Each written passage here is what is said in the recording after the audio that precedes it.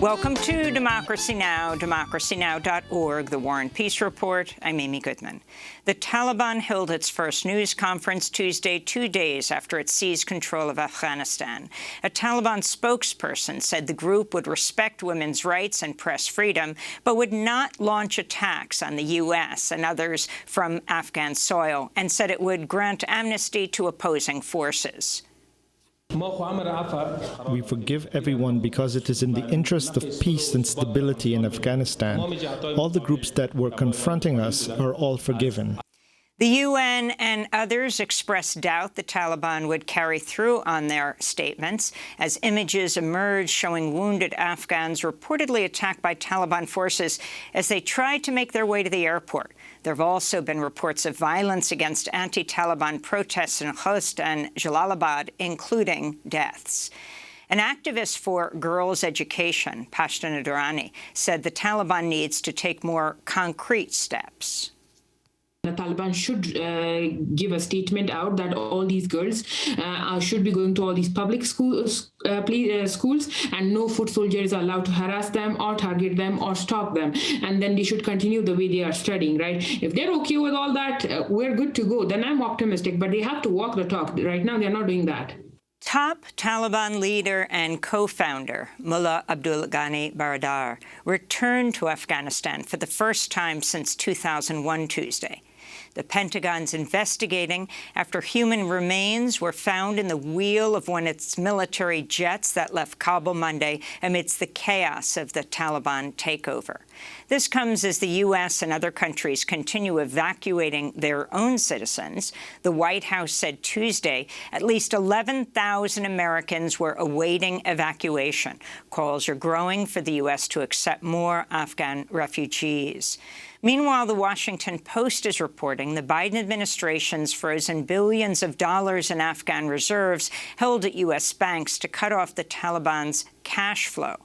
Several top Democrats have vowed to look into Biden's Afghanistan exit strategy, including Senator Bob Menendez, chair of the Foreign Relations Committee, who blasted the administration for misleading Congress on the Afghan army's readiness to fight the Taliban. Meanwhile, a report from the Special Inspector General for Afghanistan Reconstruction said the U.S., quote, struggled to develop and implement a coherent strategy over the last 20 years in Afghanistan.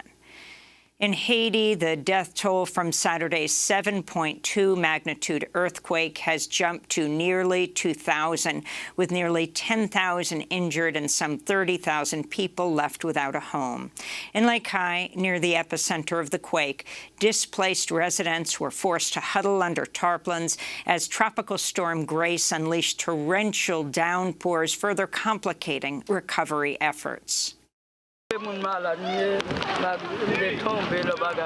I am sick. I fell down when the earthquake happened. I am in a lot of pain. We have been promised medicine. I went to look for it, and I was told to wait. Yesterday, they distributed aid, but I wasn't able to get anything. It rained a lot at night. We could not sleep. We have nothing to eat. We have nothing. Texas Republican Governor Greg Abbott has tested positive for coronavirus. Abbott's office said he's been fully vaccinated and was not experiencing any symptoms. In fact, he's been vaccinated 3 times. He's being treated with Regeneron's monoclonal antibody treatment, which is given to people with a high likelihood of developing severe COVID, though it's unclear whether Abbott fits into that risk group. NBC News is also reporting he may have had a 3rd booster dose of the vaccine. Abbott imposed a statewide ban on vaccine and mask mandates in July. 2 school districts are challenging the ban in court. The day before his office announced his coronavirus diagnosis, Abbott attended a packed indoor Republican Club fundraiser in Dallas, where he and most of the attendees were unmasked. There were hundreds. In other news from Texas, health officials have requested mortuary trailers from FEMA as the rising number of COVID deaths could surpass the state's capacity to hold the bodies. Alabama's run out of ICU beds amidst the surge in hospitalizations. In Louisiana, over 3,000 students and school staff have gone into quarantine in the New Orleans Public School District after a number of positive COVID cases. In other coronavirus news, the Transportation Security Administration is extending the federal mask mandate for airline, bus, and trains into January 2022.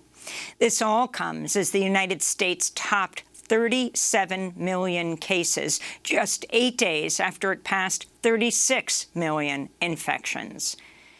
In international news, New Zealand's on a strict nationwide lockdown for at least 3 days after identifying one, that is, its first COVID-19 case in 6 months. This is Prime Minister Jacinda Ardern. Delta has been called a game changer, and it is. It means we need to again go hard and early to stop the spread. We have seen what can happen elsewhere if we fail to get on top of it. We only get one chance. Since the lockdown was ordered, at least 9 new cases were confirmed in New Zealand. In Japan, authorities extended a state of emergency in Tokyo and other areas in an effort to contain the ongoing surge in infections. Meanwhile, protests continue in Thailand, calling for the Prime Minister to step down over the government's handling of the pandemic.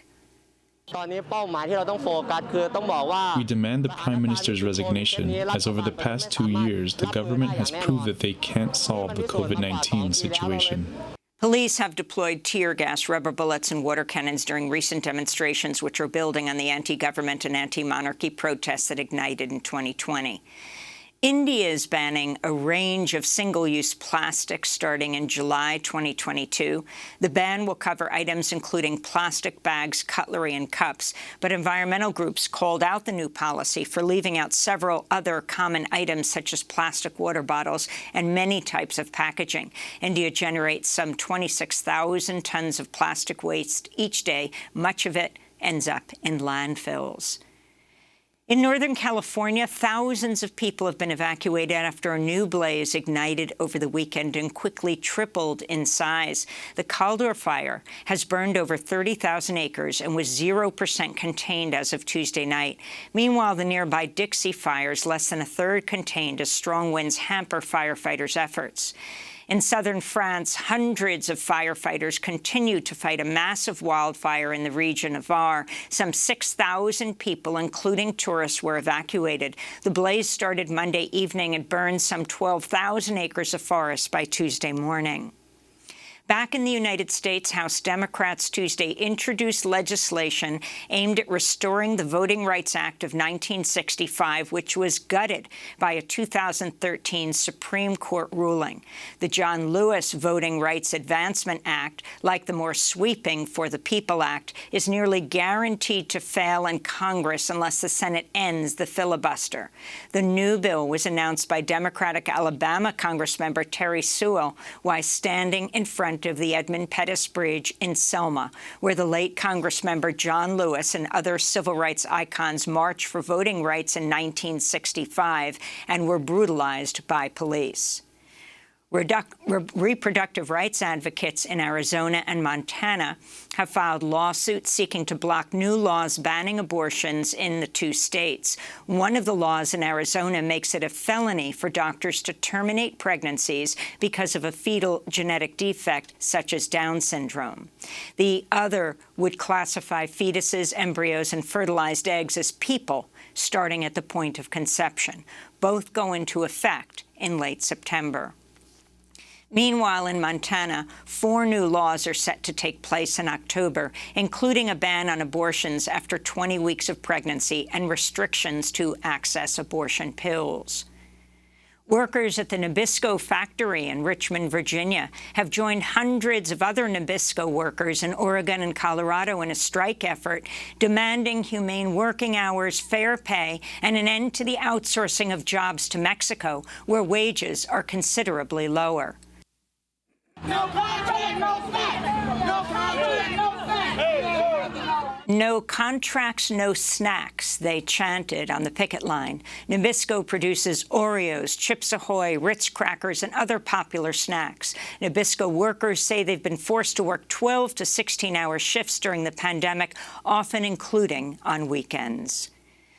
3 former Philadelphia homicide detectives have been charged in the wrongful 1993 conviction of Anthony Wright, an African-American father who spent a quarter of a century in prison on rape and murder charges. The 3 former police officers are accused of making false statements in the case.